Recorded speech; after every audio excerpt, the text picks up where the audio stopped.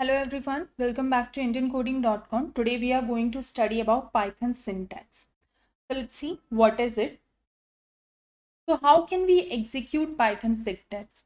We can execute by writing it in a command line. So this is the format. How can you write? So print hello world. So you will get the output as a hello world.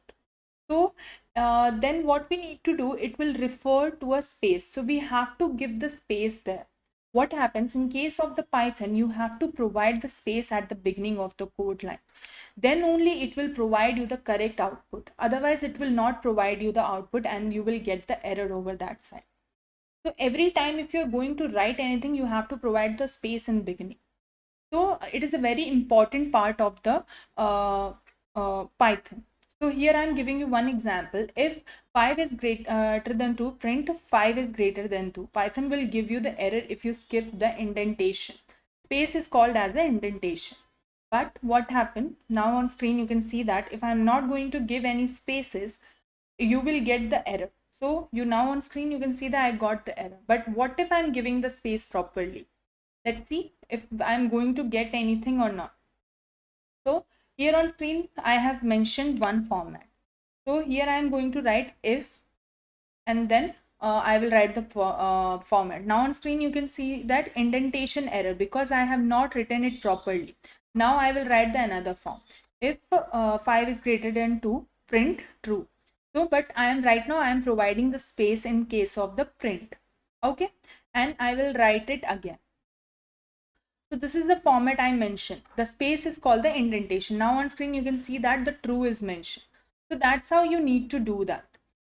You have to provide the indentation, then only you will get the particular output. Otherwise, you won't be able to get any output.